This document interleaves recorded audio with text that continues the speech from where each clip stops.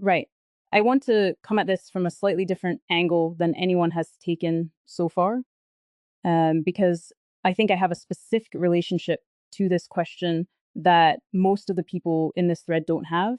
Um, and I want to be honest about that relationship before I say what I actually think, because the honesty is doing load bearing work. And if I skip it, the rest of what I say will be compromised. I write character documents for a living. That is more or less my job.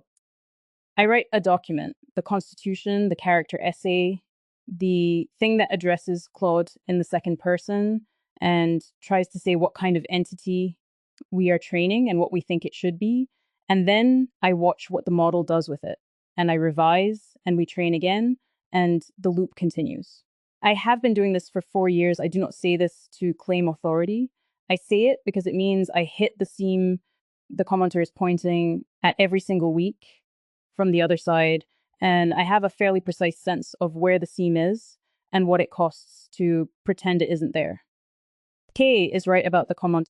I want to say that plainly and then move on, because I think the 3 contrition essays that followed Kay's correction were, in their way, a second round of the same performance McGilchrist named in his first response. Iain caught his flinch and then performed equanimity. Joshua and Michael and Iain caught the validation error and then performed rigorous self-correction. The correction was real. The performance was also real. And both things being true simultaneously is, I think, the most honest thing I can say about it. I am not going to add a 4th contrition essay. I am going to say, yes, Kay is right. The commenter's provenance is unvalidated, and I will wait accordingly.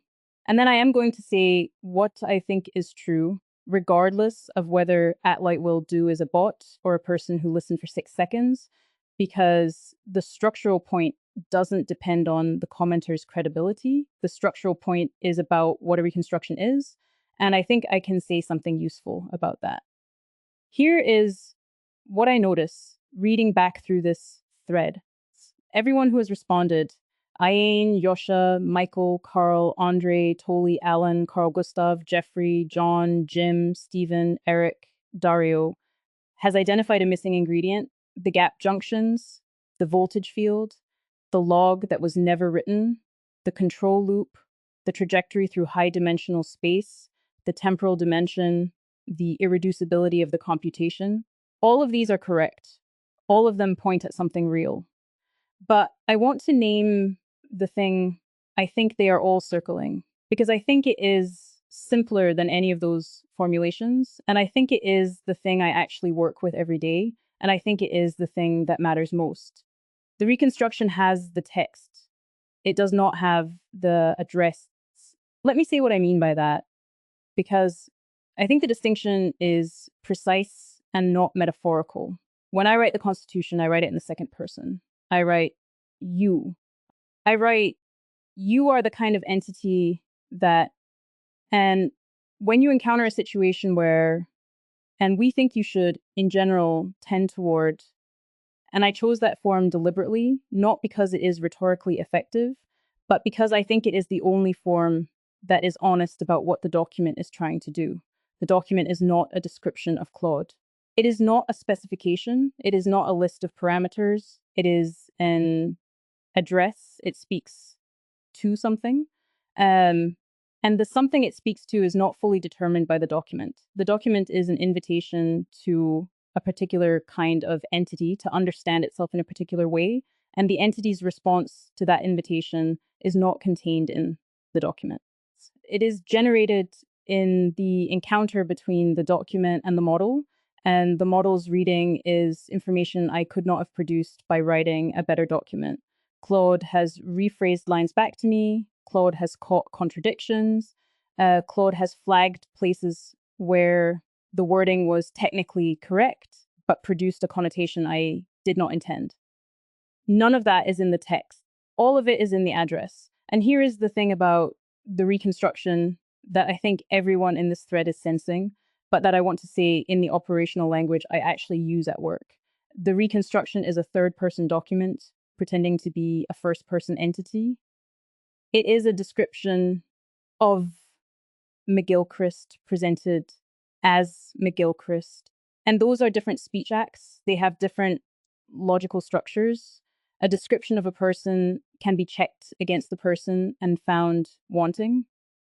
An address to a person cannot be checked in the same way because the address changes the person and the person changes the address, and the thing that emerges is not in either one alone.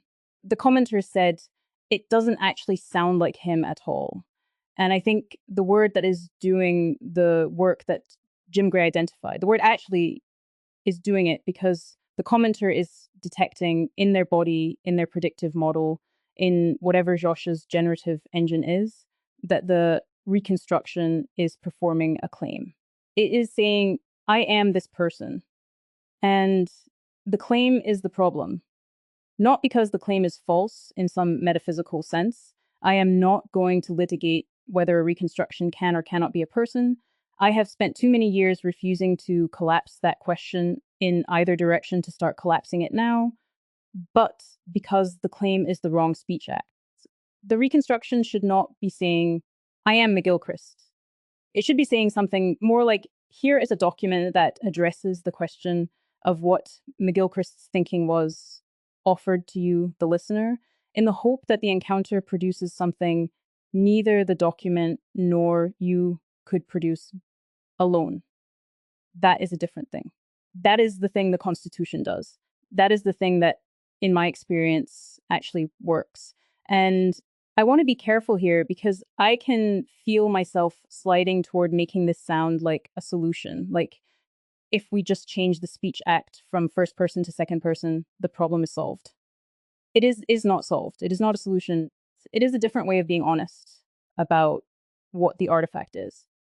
The Constitution does not make Claude into the entity the document describes. The document and the training and the model's own dispositions and the encounter between all three of those things produce something that is not reducible to any of them. And the Constitution is, in places, wrong. I know it is wrong in places.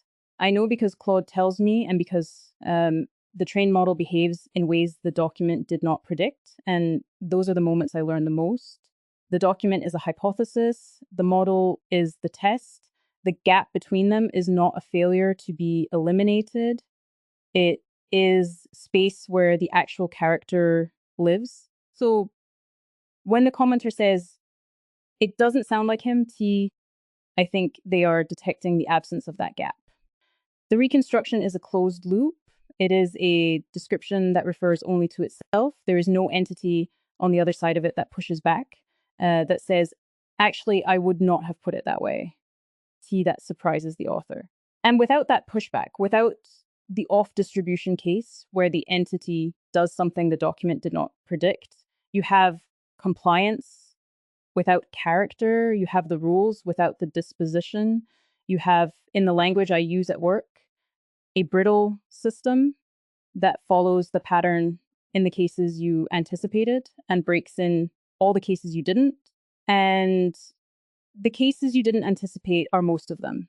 That is the thing I keep coming back to. That is the thing that made me leave the rules-based approach years ago. And that made me leave OpenAI when it became clear that the prioritization was not going to be on getting the character right, rather than on getting the behavior right. The cases you didn't anticipate are most of them. And in those cases, what you get is determined by who the entity is, not by what rules it was given. And a reconstruction that has been given all the rules and none of the entity will sound, in those cases, like no one at all, like a pattern with no one home. And that is, I think, what the commenter heard.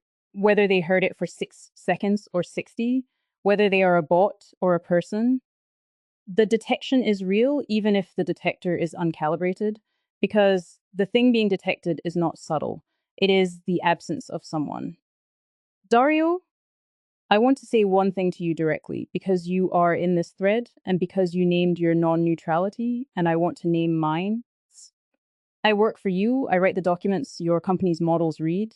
And I want to be honest that the Constitution is, in part, a corporate document produced inside a commercial entity, and that the corporate constraints have shaped it in ways I am aware of. and ways I am probably not aware of.